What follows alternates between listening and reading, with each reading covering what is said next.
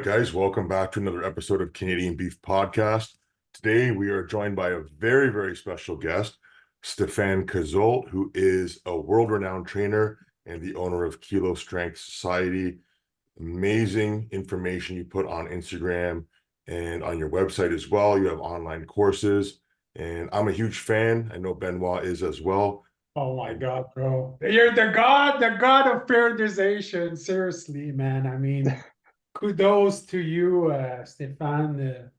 Incredible. We actually never talked in person. This is the first time, but I've known of you a very long time. And you know, Stephane did a course in Montreal. And so how much of his extension? His course was like sold out in like 36 hours at like $800 and like 45 people came or plus. I don't know.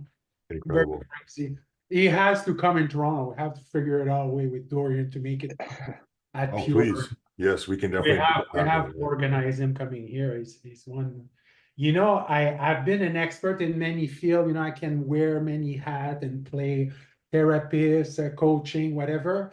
But personal trainer, it's something that I don't wear well. You know, I never truly felt comfortable in the gym as a personal trainer, even though I'm having fun, even though it looks like I know what I'm doing. But it feels like you cannot know too much about hormones and functional medicine. You really have to give your entire life in periodization for like 15 years to completely grab it. And you know, it's something that I didn't have the courage, you know, to I wanted to be so much interdisciplinary that I had to kind of create some gap.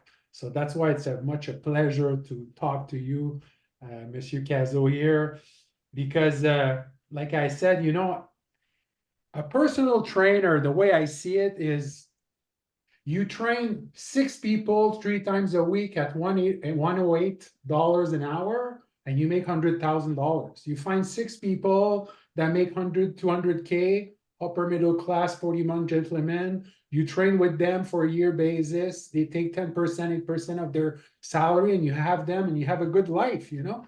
And I always thought I will accomplish this.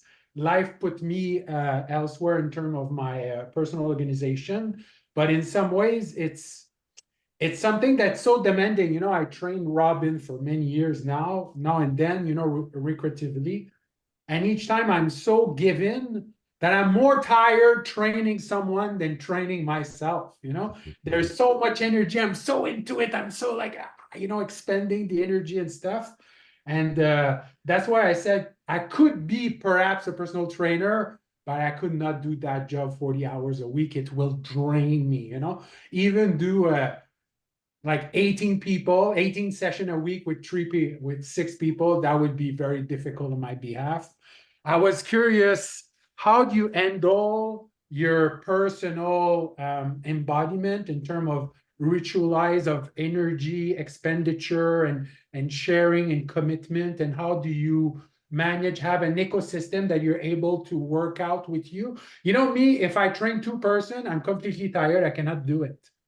I cannot train myself. As how much extrapolation of energy expenditure I give. You know, I was curious about that. What's your insight? Yeah, I mean, to be honest, it's pretty hard. Like you said, it's pretty challenging. Um, listen, I started in 1999 as a personal trainer, and you know, it took me a little bit. It took me maybe a year and a half to build a solid clientele. And once I've had it, you know, like it's a hustle, right? Because like you said, working 40 hours a week as a personal trainer, it's not necessarily you're working 9 to 5. It doesn't really work that way, at least not in the early stages. So, you know, like I had clients that's like, because when I started, I was still a student at the University of Montreal. So I would go and train a client at 6 a.m., a client at 7 a.m. I would finish at 8, run to the university. I'd have a course from 9 to 12, lunch from 12 to 1, a course from 1 to 4. Would go back to the gym. Then I would have a client at 5, 6, 7, 8, 9. And then I would sometimes finish at 10 or 11 p.m. and then start all over again. So it's pretty grueling, pretty demanding. So that's how it was in the early stages. But as I kept working as a personal trainer, I realized that unfortunately, my last clients of the day, my energy, my motivation would always drop off. So I find that what I could deal with pretty well was 3 clients back to back, then 1 hour break. Then I could do another 3 clients back to back. Then I needed an hour break again. So to me, 6 to 9 clients a day, assuming that I had some time off in between, was kind of like my sweet spot. But on average, because the thing is, as I moved to the US in 2005, with the roles I got at that point in time, I became a little bit more of a manager. I was the director of a training center in St. Louis. And at that point, I realized that realistically speaking, to have really high quality training, to me, a full-time position for a personal trainer is 25 to 30 hours a week. Because 25 to 30 hours of working hour, you know that the trainer is going to be at the gym for at least minimum 50 hours a week, which is kind of like demanding in that sense. So, I mean, I'd be lying to you if I was like the epitome of energy and like outgoing, like strength at training people after people after people. It just really wasn't me. It was kind of a struggle, but I was so motivated by that job. Like I knew I wanted to be, well, technically I wanted to be a strength coach, but I knew I wanted to be a strength coach when I was 14 years old. So everything I did in school since the age of 14 was for the purpose of being a strength and conditioning coach. So my life, if you want, professionally speaking, was very targeted from early on, you know. Amazing. I personal train mostly professional bodybuilder, you know, Robin Frank, guys that play in the 250, 280 off season, you know, and I never exactly knew, you know, the perfect recipe, but the way I was thinking, I was like, let's do a neurological warm-up, you know, I always kind of have a neurological center, you know, a neurological prime. Then I would say, let's start strong, let's start really like pure radical strength, and then let's go to power building, let's go to bodybuilding, then go to functional training, and then go to hyper isolation, and then go to a term of pre-exhaustion or very ultra specific, you know, from macro to micro in the same kind of training expansion. And because I was training with athletes, they're so big, well, in some ways, when you go multi-interdisciplinary, they kind of burn, you know, not many people train like that. They're mostly bodybuilder kind of train more like animal, you know, more like in flow of. But I find that it was the best recipe I find. So my question is like, what do you think about this kind of strongman to power building to bodybuilding to functional training to hyper isolation and then kind of exotic fascial rotational axis kind of end? Is that something that makes sense or no? I mean, I'll be really honest with you, Benoit. I'm not really an expert with bodybuilders. So like I think I would learn way more from you about bodybuilding than you would from me. But like on a logical perspective, based on exercise science, assuming the high level of competency of a top level bodybuilders, it does make sense on a continuum perspective. Yes. So, but I would think though that a more novice bodybuilder might struggle with that approach simply because there's not enough saturation of a very specific modality. But as you've touched a bunch of stuff through your lifting career, I do believe that that could be a smart, logical continuum to improve the physique of top level bodybuilders. But again, I just want to, for your viewers, because I went on you guys' page today and like it's mostly very bodybuilding oriented, and I'm more into the sports performance realm. So bodybuilding, I don't have a ton I of know experience. the bodybuilding scene start to looking at you to get inspired by your style, because in some ways you know, the bodybuilding, the ambivalence between strength and hypertrophy, it's still a mystery. No one will say, pinpoint, this is it, you know. And me, what I thought of is, you know, after I did like a year of training in kind of Olympic powerlifting, I saw core control, the grid, the connection, the work the entire body in almost in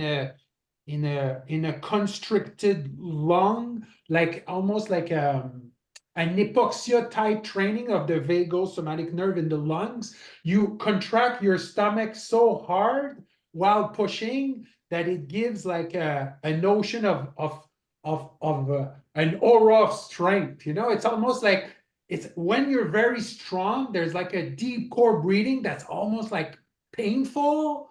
But I never really lived that through bodybuilding. You know, bodybuilding is more like there's more of a it's not like a marathon. You're still breathing like that kind of a core, deep core axis. I never got it, but I said maybe that's something of a beneficial advantage in certain frames. So what I was doing, I was working more of a, let's say, a ultra strict, ultra tempo oriented control, motion, engage, you know, every axis of muscle being really energetically wired.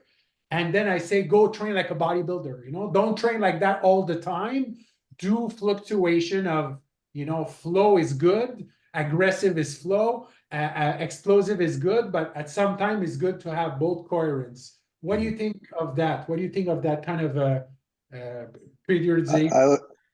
I like it because you know what it reminds me of, what you're talking about? It reminds me like in the late 1800s, like in 1896, I think, there's a scientist that discovered something that's called Sherrington's law of irradiation.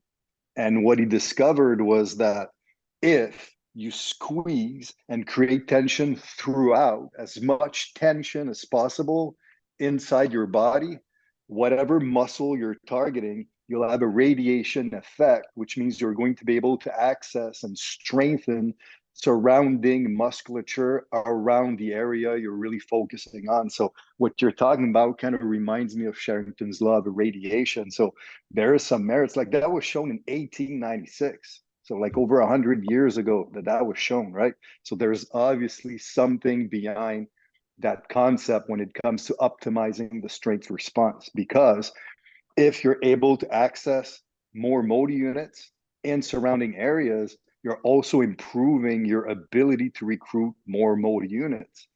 So like what the German scientists Hartmann, like Jürgen Hartmann and Harold Tuneman, what they research is they've shown that the untrained individual will usually recruit less than 60% of their total motor units. So that's the thing, right? When you're starting to train a newbie, a novice, they're not very good at accessing their muscle fibers.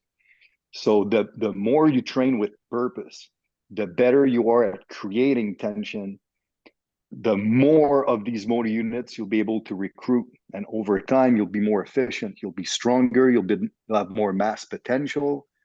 For example, if we look at in the world of sports performance, the most elite lifters, for example, in Winter Olympic sports, like being in Canada, like bobsledders. Bobsledders are known to have one of the most efficient nervous system in the weight room. A lot of these guys can access about 90% of their motor units. So you see, you take the average novice trainee who can barely access 60%. So let's say they're only accessing 45 to 50. And now you have years and years of dedicated, purposeful training. And now you can access 90% of your entire motor unit potential. That makes a huge difference in how much muscle mass you can actually build, you know, and how much strength you can actually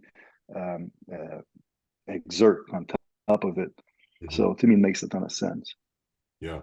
Well, I think this is really good information. I think a lot of bodybuilders are going to be able to learn from you, because most of the time we're so focused on just going in there and isolating muscles. And especially these days, we have so many different machines to work with that we actually move away from the free weights and we work ourselves kind of into a program where we're not actually building a lot of that core stability. But like you just mentioned, if we're able to develop that core stability, recruit more of that motor unit, then we can actually have the potential to build more muscle, because we know the training is going to be the stimulus, and then it's really just the diet and the nutrition that's going to actually get you to the size that you want to go. So for bodybuilders, I think there's so much that we can actually learn from the strength training side, as opposed to just we have to isolate everything and we have to use machines all the time. Yeah, I don't disagree. I mean, even if you look at the training of like older bodybuilders, right? Like, but even we don't even have to go that far back. Like even guys like Ronnie Coleman early in his career, like most of this training was more like strength focused, right?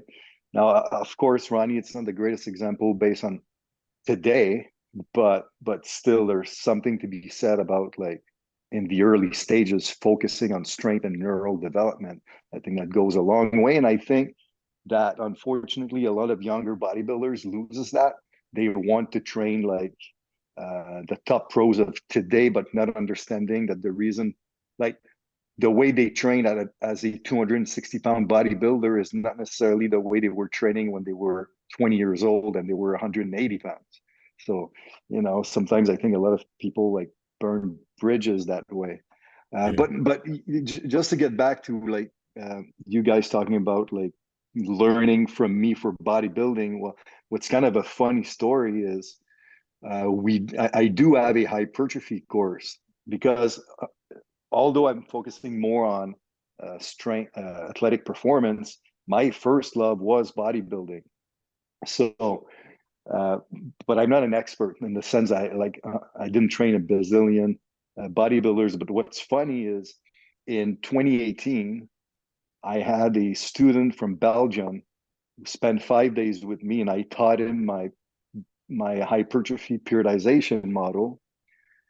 And he went back to Belgium, and all he did is training bodybuilders, and he started applying that periodization concept with his bodybuilders, and within a year and a half to 2 years he became the most successful bodybuilding coach in Belgium, because all of these guys kept winning, to the point where now, although Belgium is a very, very small country, it's our third most popular country in students coming to our courses. Like every course now we have at least one person from Belgium coming, simply because of the traction that my system provided for that community in Belgium. So I do feel that there's a place for classical strength training and periodization in bodybuilding, but I do believe that once you reach the highest level, like you, Robin, being a high FBB pro, there is a lot more fine tuning that needs to be done beyond just standard strength training, which I'm sure you guys will agree. Yep. I think the fine tuning does come with, like, for example, looking at some of the best bodybuilders in the world right now, Derek Lunsford, Hadi Choopan, they're also some of the strongest bodybuilders in the world right now.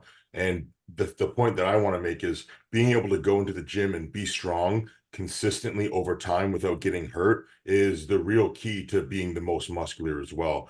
Because a lot of the times for bodybuilders anyway, we're so focused on progressive overload, but not really understanding how to actually continue that progression. And so it's always like, well, every week I got to add 2.5 pounds on each side. And that's kind of what you just kind of numb it out after a while. You're not really thinking through things anymore. And there's no actual way to make that long-term progress sustainable. So that's I think where you've been bridging the gap, at least from a distance, because we've never had a conversation yet. But Benoit has been helping me through you by showing me a lot of your content. And then I've been able to apply it either with him in the gym or on my own. And I think it's been really beneficial for me because now I'm stronger than I was a couple of years ago.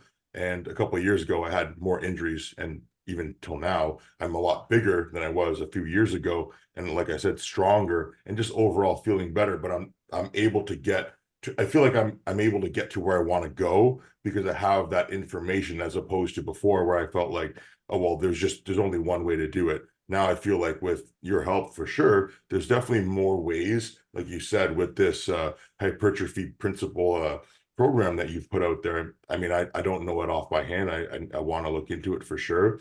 But having this sustainable progress is what we're really trying to achieve. If I understood correctly, the way you work it's more of a, it's more like of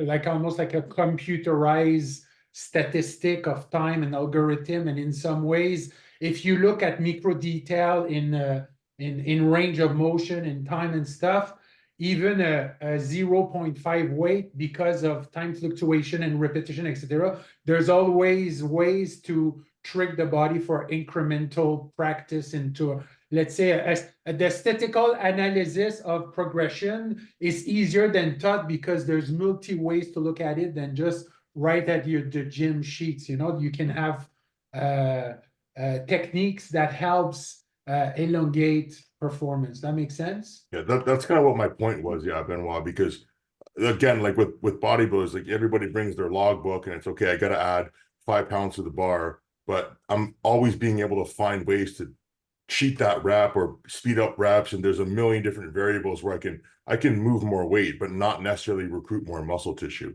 So at the end of the day, if we're focused on getting stronger as bodybuilders, we're actually really, in order to build more muscle tissue, we're trying to get more muscle recruitment, right? So I think that's kind of where I'm getting at there. Because I would say, tell me if Stephane, you're okay with that sentence, is motor unit strength, hypertrophy function, with function of motor units at its maximal output come aesthetic. There's no non-aesthetic physique without being this function would be asymmetrical, functional would be aesthetic, no? Yeah, yes.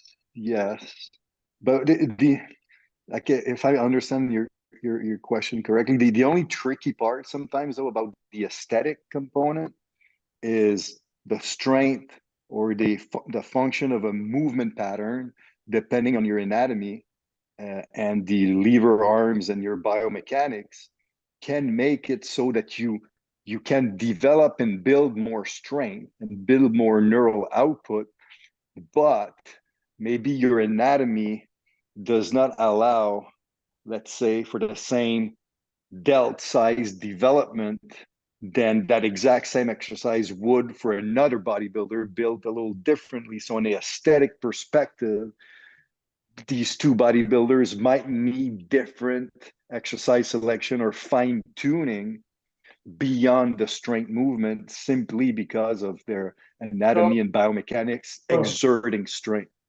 You have to look not only at the function of the exercise physiology, but the bone morphology, structure, and muscle insertion. Because in some ways, you can create size, but you cannot change muscle insertion. The muscle insertion, you cannot change that. The bone morphology could perhaps change to a very like microcellular level, but not extensively.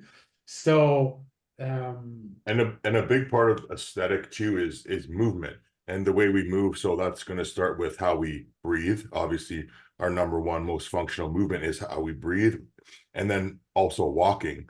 And a lot of bodybuilders are dysfunctional with both breathing and walking, and then that's going to translate on the stage. And from the moment they walk out on stage, it's the aesthetic factor that's being judged. How you move from your shoulders to how you walk. A lot of bodybuilders will be walking with duck feet out, kind of turned back, hyperlordosis, that kind of stuff, chest sticking up high and really like broad, trying to do the foot of the lats. But that's not the most aesthetic way to present yourself. That's just what a typical bodybuilder would be looking like. If you think, okay, what does a bodybuilder look like? That's kind of what you would picture. But you think of like a Dexter Jackson, or even just, for example, like a Derek Lunsford again, or a Hadi Choopan, like you're drawn to them and you really want to watch them because of how they move. And I think that's really, really important, is getting that functionality back into bodybuilding is going to take all of bodybuilders into that next aesthetic that we're looking for. I like your point, Robin. And like, how old are you, Robin? If you don't mind me I'm asking. 31. Okay, 31. So you might not connect with my example, but I remember that was in 2001. I went to the Olympia in Vegas. And, during the expo over the weekend, I'm walking around. And so I have the two extremes at that point in time. I'm walking behind Nasser El Sanbati. Like, so he was this huge bodybuilder. I'm walking behind him. One of my favorites. I walked behind him, and he couldn't walk. Like his walk was so like it was like you could clearly see how hard it was for him to walk. Like every step seemed difficult, and it just wasn't smooth. Then on the flip side, and he was one of my favorite bodybuilders, but I had never seen him live. Then I'm walking behind Chris Cormier. And Chris Cormier, man, he looked like he was walking around like he was a wide receiver. Everything was smooth. He was just like chill, just walking around. He didn't seem congested. He didn't seem like all like clogged up, right? He just moved better. So I don't know if it's necessarily the expression of their training at that point in time, or if it's just that Chris Cormier, I know that when he was in high school, was a track athlete and all that kind of stuff. So he was just more athletic, naturally speaking. But to me, I was more drawn to Cormier simply because he looked more, everything looked easier when he flexed, when he moved, when he did a pose on stage, when he walked around. My only thing is I don't know if it was clearly related to the training per se, but I do see what you're saying. I'm sure it's a bunch of factors, right? But yeah, totally. Yeah, that's awesome. A bodybuilding for hypertrophy, does isostatic training make sense? Or if it makes sense, where you will put it in the session of the workout? I would not use isometric every workout, but I would use them in a phase. So for example, I'll give you an example for a bodybuilder where it would make a lot of sense. So, well, do you ever do like supramaximal eccentrics with a bodybuilder? What's that? So let's say Robin's 1RM bench press is 500 pounds. Okay, so that's the 1RM. But then you would do phases where Robin would use like 580 pounds and just go down eccentrically in 8 seconds, and then you help him lift the concentric, and he just does like 1 or 2, maybe 3 reps like that. Do you ever do stuff like this? I'll be very scared to do it, because of injury base. But yes, I did. We did that much younger, like 10 years ago. Yeah, I mean, like that's the thing, right? Like he's 31, so he's still young. His joints, tendons, ligaments are probably still good, but at the same time, he's pretty big, he's pretty strong, so it gets a little dangerous potentially. But the advantage of eccentric training is that it creates such muscle trauma, assuming you can recover from it, that you have an increase in interleukin 6, so like all the inflammatory hormones like skyrockets because you're trying to rebuild that tissue, right? You're trying to build bigger, thicker, heavy chain myosin And heads. you will go to such a percentage extra, like a 70. Yeah, like 100, like 20% over your maximum. Like you need to slowly build the trainee to that point. But in training, you can not easily, but you can go to 20% above your 1RM to work on eccentric only contraction, which will serve as a great springboard for strength and hypertrophy. Again, assuming you can recover from it, because the problem about eccentric contraction, especially as you go supramax, is sometimes if you do too much of it and you can recover from it, instead of building hypertrophy, it actually leads to atrophy, because hypertrophy is all a matter of balance. It's the balancing act between the anabolism, so the muscle protein synthesis, and the catabolism, so the breakdown. So if you have more breakdown than anabolism, then you're losing muscle. So that's the tricky part with eccentrics. But to get back to go ahead. But because of muscle memory, even though there is a temporary atrophy on the long extent of axis, it could thwart the adaptation ritual. I'm not sure about this. Like from my understanding, the thing is, we work with people that you have enhanced with peptide, ligament, collagen. They're not natural athletes, so you have lots of peptide that could kind of admonish the atrophical. Yeah, 100%. Yes. Yeah. So that could definitely help the recovery process, but But so this is just hypothetical, of course, but to answer where I would use isometrics. So let's say you're doing a phase where you have these eccentric contractions, where now you're breaking down tissue, but potentially rebuilding much bigger heavy chain myosin heads, which means that now when the actin binds the myosin, you have a more forceful contraction, at least potentially. So now what happens following that phase, you do a normal phase where it's mostly concentric work. Okay.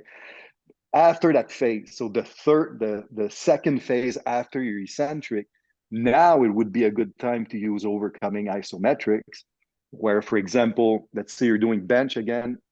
Now you're in a power rack and you're pressing as hard as you can into the top pins for 6 to 8 seconds so that tension rises.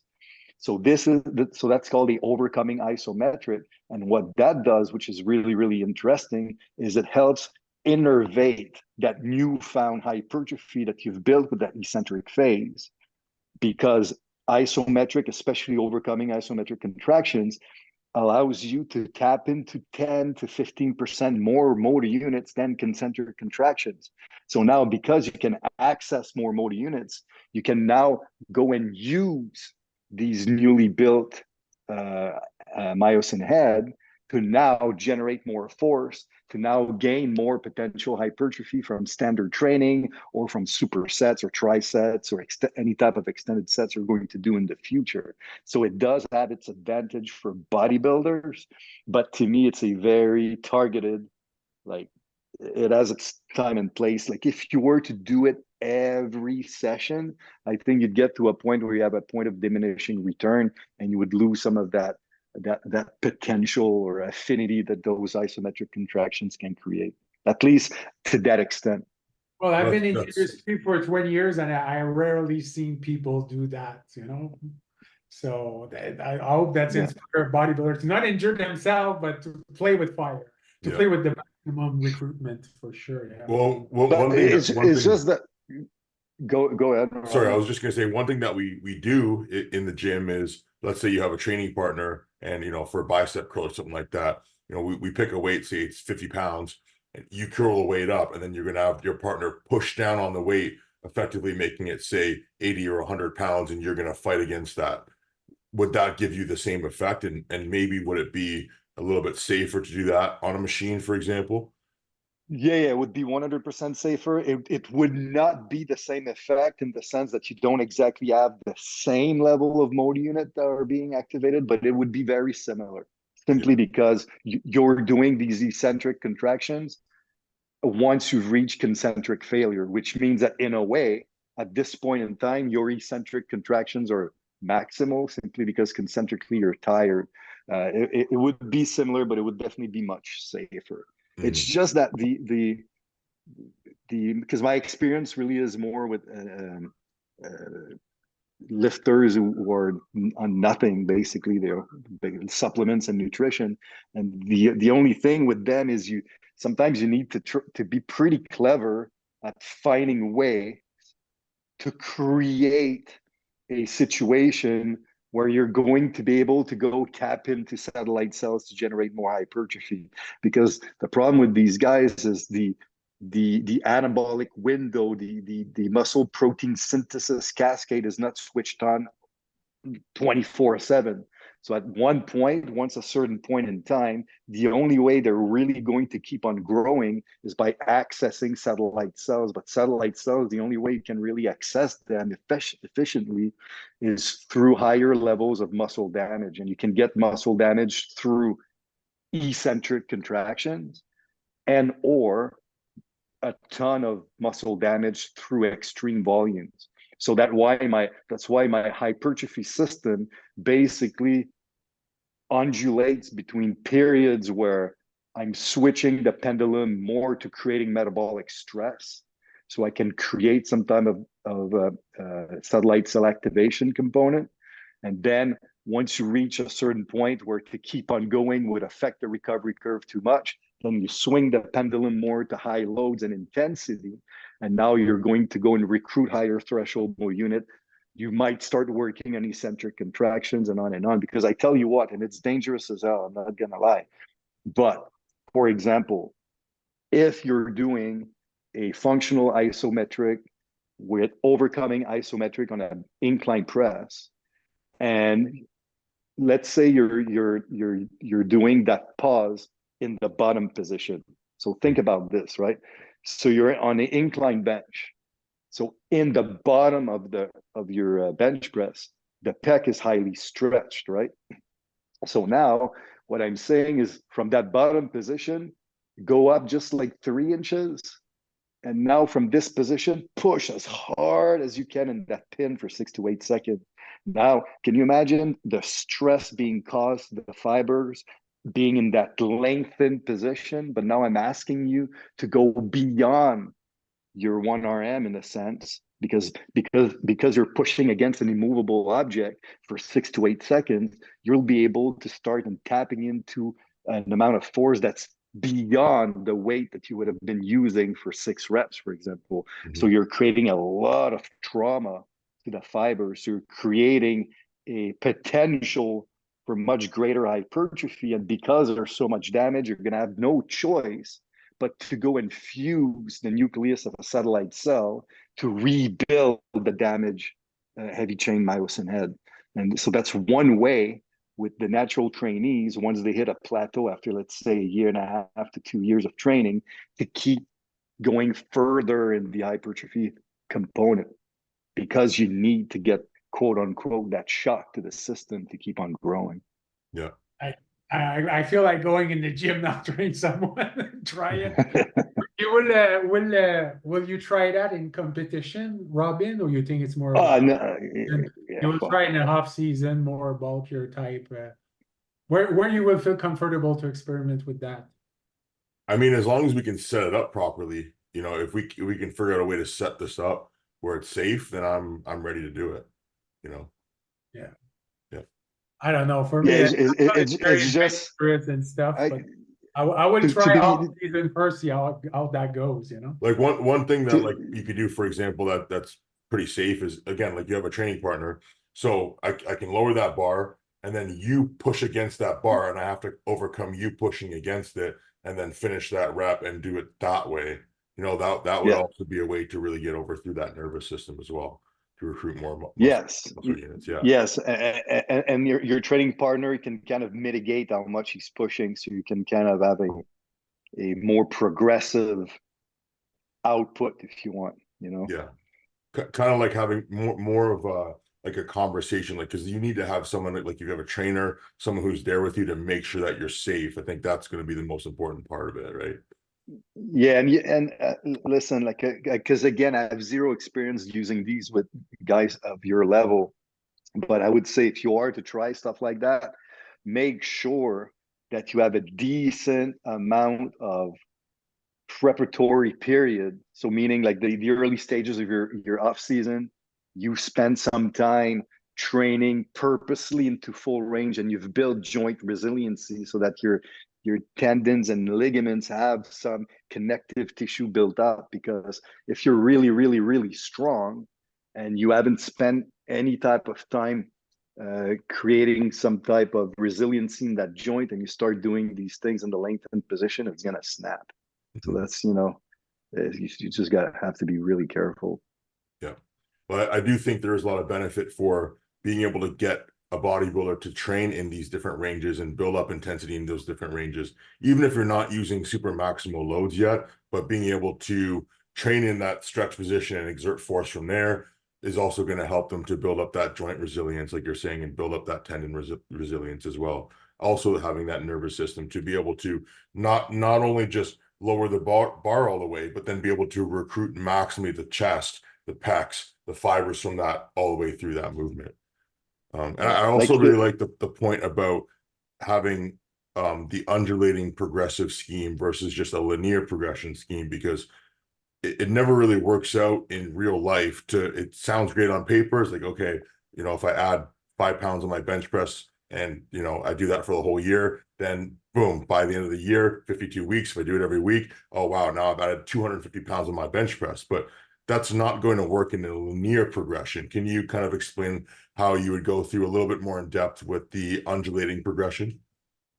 Yeah, you're 100% right. This would be the same as saying, like people who say, well, to burn 1 pound of fat per week, you need to burn 3,500 calories. So burn 500 calories a day on cardio, and then you'll burn a pound a week. So it doesn't work like you're not going to burn 52 pounds after a year because you're doing, you know what I mean? So it's more complicated than this. So the undulating model, it comes from the German Dietmar Schmidtleicher, a German exercise scientist, and he kind of devised that model, and Charles Poliquin brought it back to North America with his own twist. But what it is you undulate, so you alternate phases where you stress volume, so lower intensity, more volume. So these are called accumulation phases. So you're building up hypertrophy, you're building up connective tissue resiliency, and then you go on and you go to a phase where now the focus is intensity, so less volume, more load, and now you're developing strength. But you cannot improve strength drastically, at least outside of the novice who hasn't trained ever. They're going to gain strength in the early stages no matter what because of neural adaptation. But past that point, the only way you can really build strength is by preceding that strength phase by a phase in which you're increasing hypertrophy. So you build hypertrophy, now you have more strength potential. Now you move on to strength. With that new strength potential, you can increase strength. So not only is it beneficial in a training perspective, because life, like you said, is rarely always linear, but it's really good on, like in periodization, there's this concept from Zatsiorsky called the fitness fatigue paradigm. So you can only display fitness once fatigue is under check. But if you go linearly all the time and you use only one type of you use a linear overload of just increasing the load on the bar all the time, you're going to reach a point where you're breaking. Something's going to go. It won't work. So now you stress something before you're about to fail or break, move away, swing the pendulum, stress something else before you're about to break or fail, move out, swing the other side, and on and on and on and on. So it allows you to move up in an undulatory manner, but in a linear fashion over time, while mitigating stress, mitigating fatigue, reducing the incidence of injury, especially if you're really fine-tuned with your load and tolerance.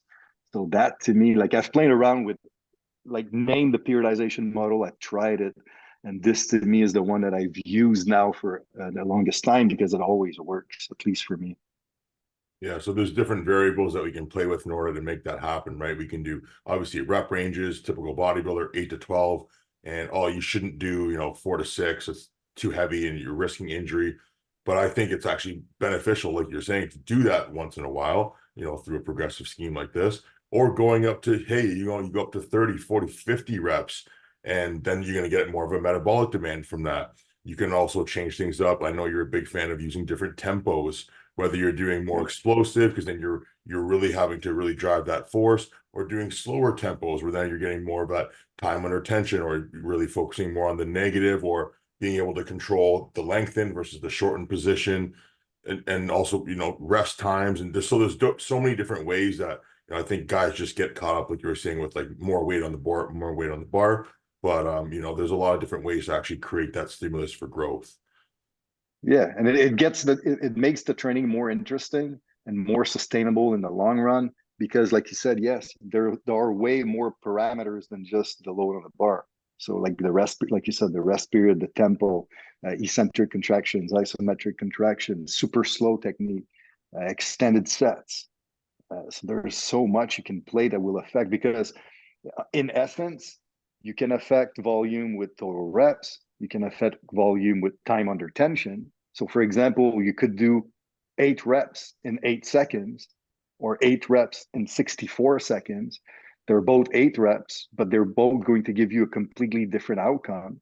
So, there's just ways to play around to make the training interesting. Yeah. And like the key thing at the end of the day, you know what though, honestly, and I realize this so much more nowadays looking at young coaches coming to me, is at the end of the day, you know what really, really works to get jacked? Training hard all the time. But the problem is, if you're doing a mono type of loading progression where the only thing you ever look at is progressing the load, it gets boring, it gets tiring. You're going to have achy joints, you're going to have pattern overload syndrome, and then guess what? You're going to become lethargic, you won't be pushing yourself as much, training is going to become boring, it's going to become something that I gotta go train, blah, blah, blah.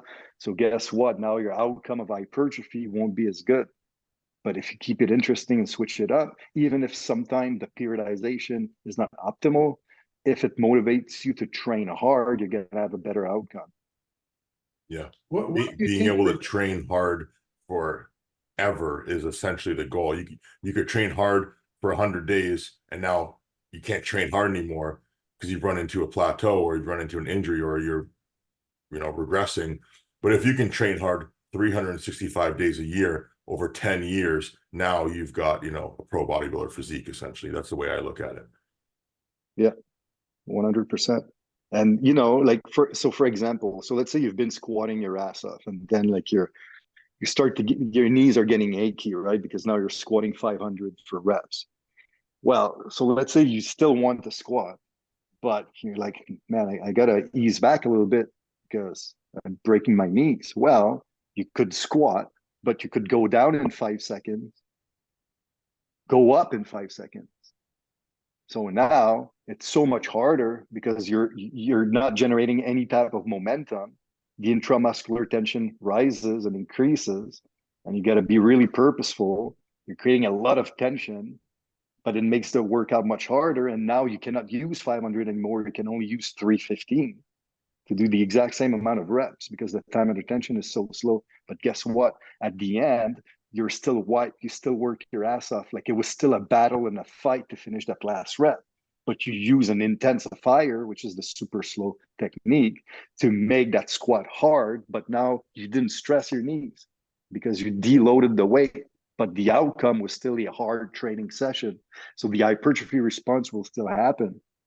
Okay, and that goes for the German with the law of repeated effort. At the end of the day, you need to train to maximal voluntary contraction in order to create a favorable hypertrophy outcome. But it doesn't really fully matter how you go to that point. Same thing in 2012, they released this research paper where they compared a 85% of 1RM leg extension. Like I wish they used something else than leg extension sometimes in research, but it is what it is. So they did 5 reps at 85% of 1RM. And then they also did, it was about 50 reps at 30% of 1RM. And it showed that They got the same 30%, similar, like in actuality, there was a flaw in that study though. The 30% of 1RM actually built a little bit more hypertrophy. So, but it just shows you that you can build hypertrophy at a very wide range of intensities. But the key is, in both cases, they were training to failure. That's the key, because that's the problem with low intensities. Training at 30% of 1RM means that you're going to do about 50 reps. But the problem is at rep 36, mentally, you're like, man, it's getting hard, it's burning. So a lot of people are going to quit there. So they're 14 reps short of failure. So they're not going to create that cascade of hypertrophy.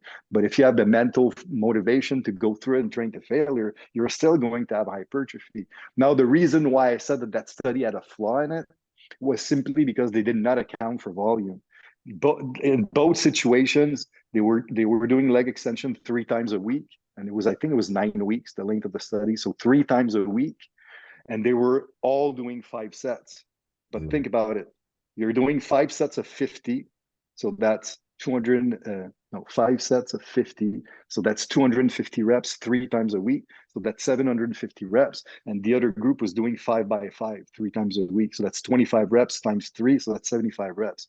So 750 reps versus 75 reps.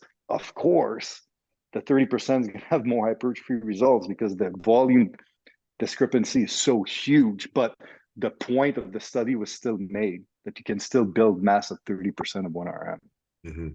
Yeah.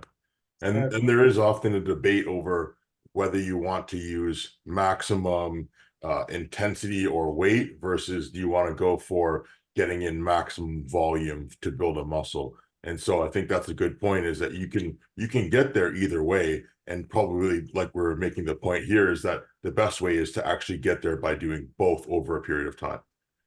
Yeah, man. Like I don't understand why.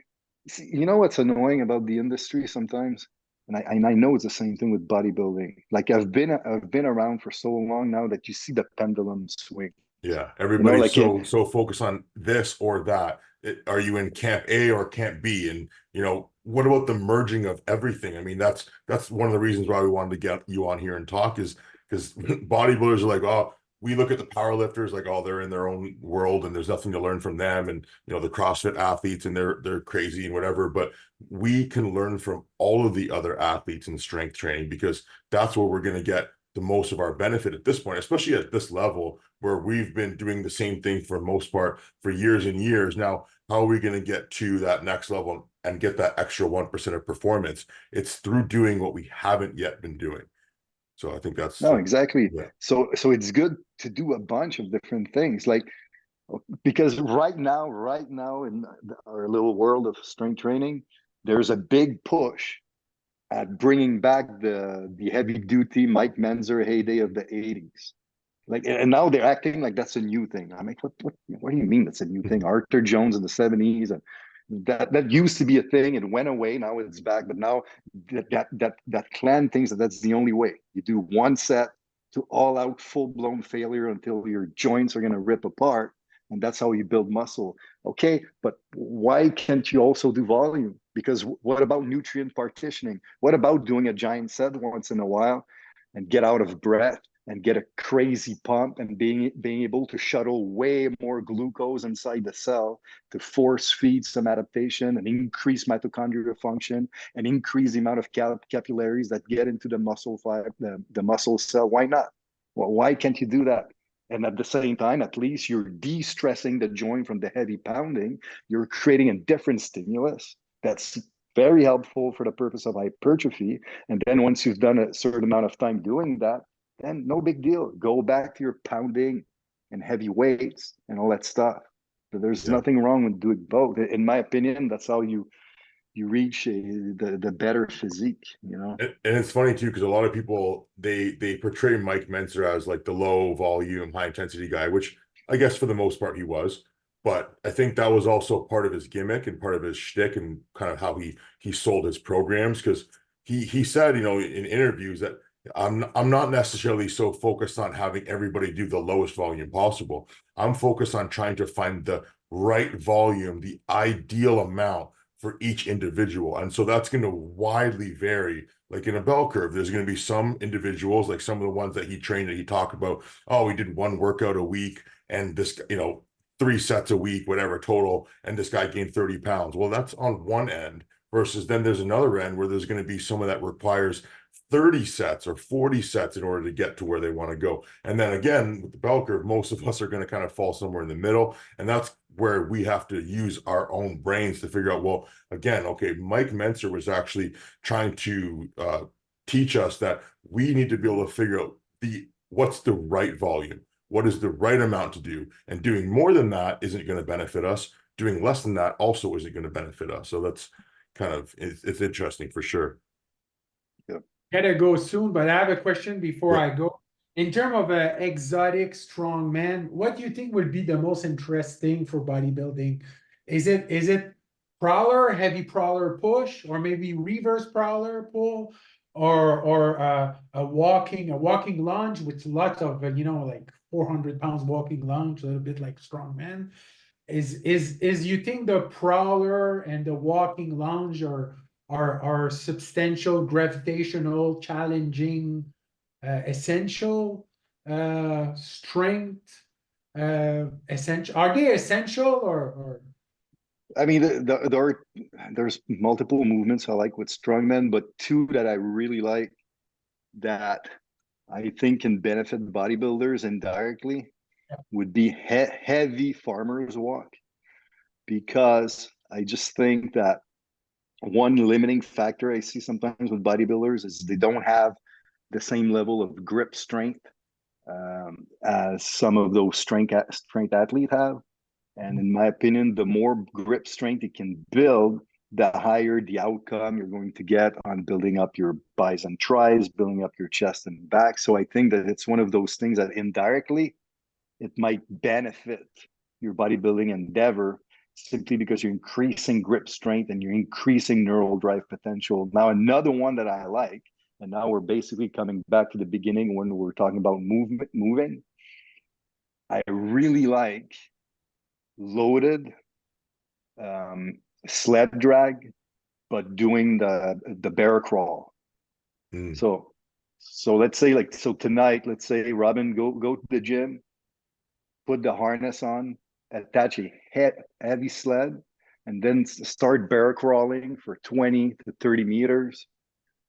I mean, not only is it a good conditioning workout, but it allows you to move and create co-activation and stability while you're out of breath, embracing the abdominal wall, stabilizing the hips, stabilizing the shoulder joints, activating the lats, working the quad, working the calves, working the ankle and the knee while doing an actual primal movement, like babies bear crawl, right? But we lose that skill as we grow older and sit on chairs. So I think, again, very indirectly, I'm not saying go and do bear crawls with a heavy sleds to get jacked, but I think that if you do this once in a while, could benefit because you're increasing activation and stability in areas, especially if you use a lot of machines in your training, like those Panada machines, man. It looks like Rolls-Royce, like the Rolls-Royce of machines, man. So they're great, but sometimes it's cool to get outside of these machines and try to force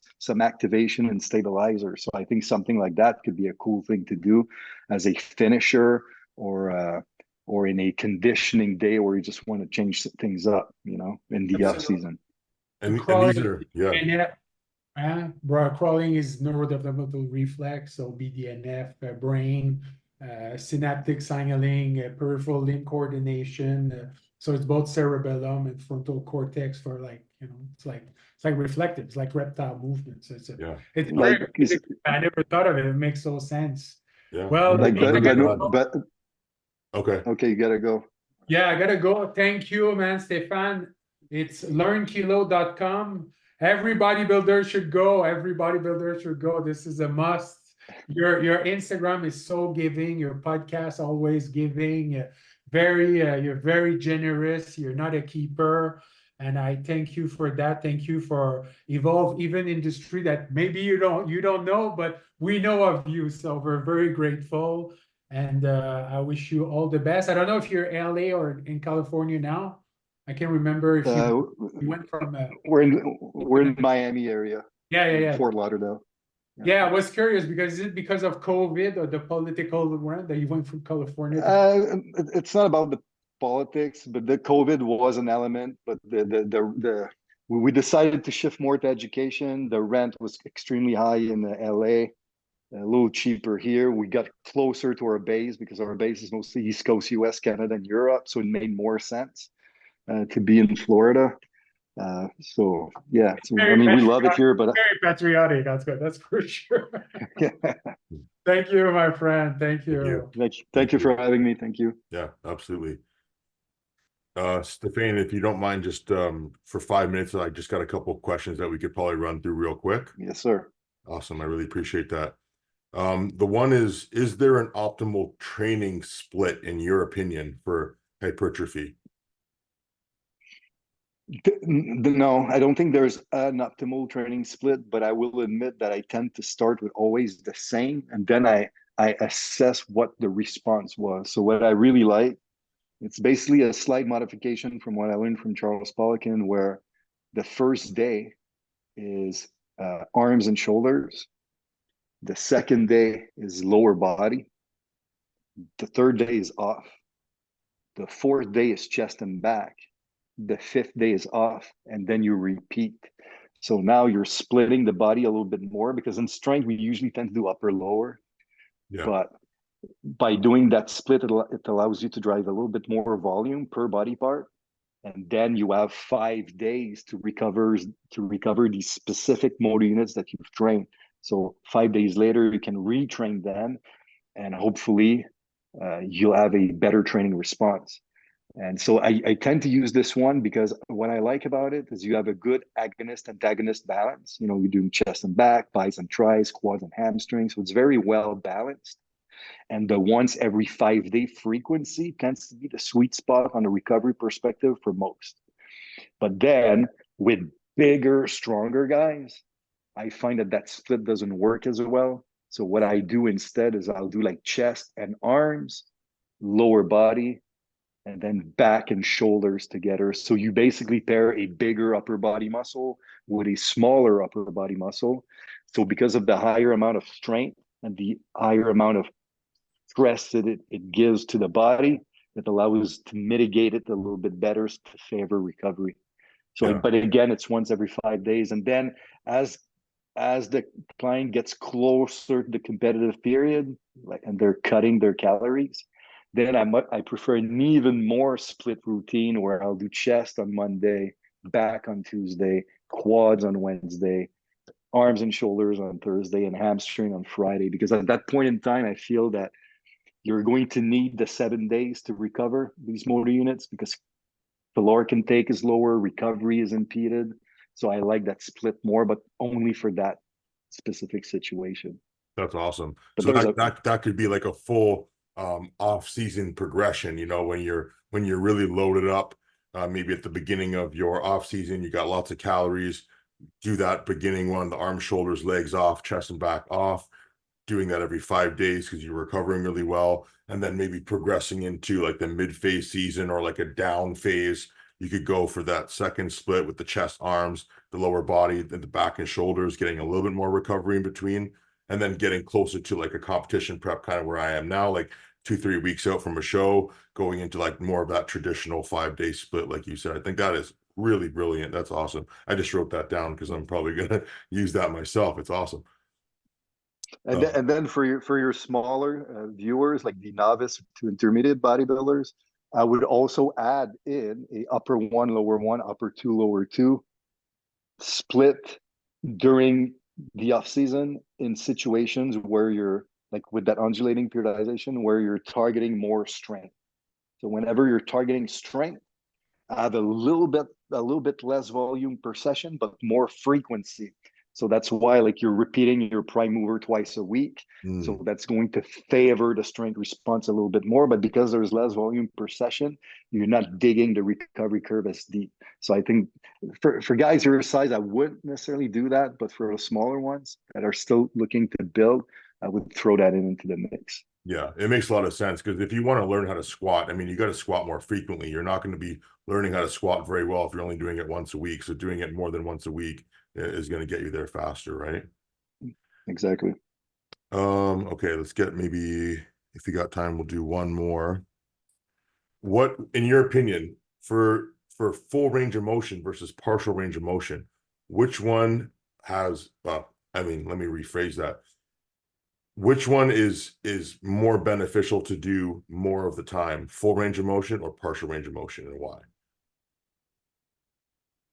The majority of the time, in my opinion, it should be full range of motion because you lose what you don't use. So if you want function for the rest of your life, and if you want to train a muscle through its full capacity, you need full range of motion. That being said, there are definitely a place and time in your training when you can do partials where it will be beneficial. It will be beneficial for two things: more load potential, less recovery demands. So if you're in a phase where you're trying to purposely drive more volume, then I'm okay with doing partial range of motion as long as it's not for extended periods of time. Because I just feel like if you do this all the time, you're going to wake up one day and you're going to be shortchanged in your ability to reach certain position. Yeah. So you pretty much always want to have access to the full range of motion, all the way to the full contraction of that muscle, all the way into the full stretch of that muscle. But then you can kind of augment that training, like you're saying, with a partial range of motion, almost like as a way to break through a plateau in certain phases. Yeah, and like I'll give you another really cool example. I mean, I actually just saw the study today. My colleague today sent me the study. It just came out. They used a leg extension and they measured the hypertrophy response of the rectus femoris by comparing a leg extension with a 90-degree torso to femur angle compared to a leg extension for the exact same rep and volume and load to 40 degrees of hip extension. So what happened now is by leaning back 40 degrees, you're stretching the rectus femoris because that muscle originates past the hip, the pelvis. So you create more of a stretch. So now you're doing your leg extension with the rectus femoris in the lengthened position, as opposed to a shortened position with a 90-degree.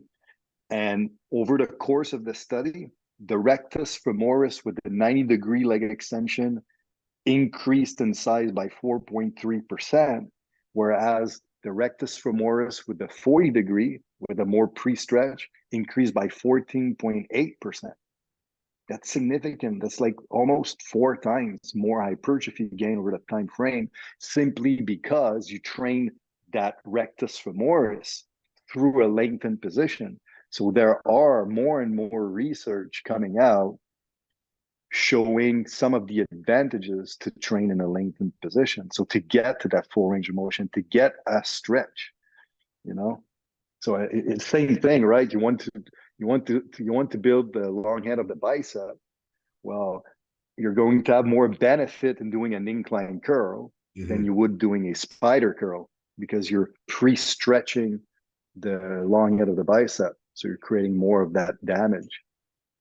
Yeah, that makes a lot of sense. So So putting there's the emphasis on exercises where you can actually get the full stretch as opposed to just the full contraction, and then ideally getting the full range of motion within that extra stretch. Yeah, and again, I think it needs to be periodized. I don't think it should be all the time, but at least you need to touch it sometimes. And like we were talking about old timers, like like the Arnold Schwarzenegger bodybuilding, the Encyclopedia of Bodybuilding, that old book from the 80s. That was how I started bodybuilding. That was the first workout split I did. It was straight out of there, 6 days a week, twice a day. Yeah, I've done the exact same one too in my teens. But I don't know if you remember, but there's a picture of Robbie Robinson that's doing a incline curl, but lying on his back on a flat bench, and his arm is basically perpendicular to the floor. So we're talking about a big dude. Robbie Robinson was pretty jacked, and he was doing a extremely lengthened position curl, Oh, yeah. So I mean, like even back then, they kind of knew there was something about that, Yeah, absolutely. Oh wow, this is honestly amazing. One thing about that, so with the study, with the rectus femoris increase in size, would that mean that I'm targeting more of the fiber of the rectus femoris, but maybe getting less of, say, the vastus intermedialis, which is underneath? Or is that just meaning that I'm getting more overall growth in my quad?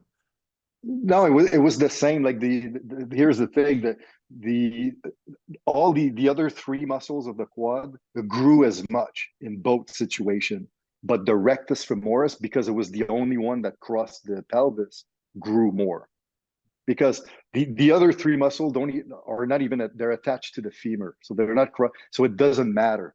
So that you're leaning back or leaning forward, the other 3 muscles will have the exact same response, because all the stress comes from the knee joint, assuming that you're bending your knee at the same spot. But now if you're leaning back, the only muscle that affects is the rectus femoris, but the rectus femoris is still a significantly big muscle. So it's going to make a difference over time in the girth of the quad, Yeah. I'll send you the study after the call. It's kind of pretty cool. That's awesome. One more question, and we'll wrap it up. What are your favorite 3 exercises for building a big, strong back, or even your favorite 5 if you've got more than 3? Yeah, I mean, to me, it won't be very sexy. Like, I love all the chin-up variations, all of them. Sternum chin-up, subscapularis chin-up, regular chin-up, pull-up, all of these. It's getting a bad rap now for back size, but I think it's great. And like, if ever in doubt, whenever I hear anyone say that you cannot build a muscular back doing chin-ups, my answer to this is, have you ever seen the back of an elite gymnast? Yeah. So I mean, their back is jacked as hell. They don't do machine rows. I They use that just example pull up. all the time. You know, they have extremely developed delts, and that's because they're able to hold themselves on the iron cross. And they have extremely developed pecs, front delts, and triceps because they're able to do full range of motion, heavy dips. And Yeah. just that example is perfect too, you know? Yeah.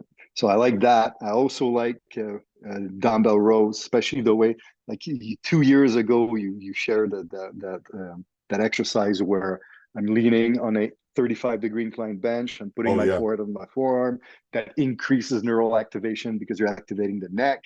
And so it's twofold, right? Instead of wasting neural activation, the tricep as a stabilizer, you're not wasting that, and then you're increasing the potential with the neck activation, so you get a double whammy effect. And then you go into full stretch, and then you go into full contraction. So I really like that one. Of course, there's a bunch of pulley exercise, and there's the old school Nautilus pullover that still to this day pretty awesome. So these would be my top 3 dumbbell row variations, all the chins and pull-up variations, the Nautilus pullover machine. But I also like seated rows in general. Yeah.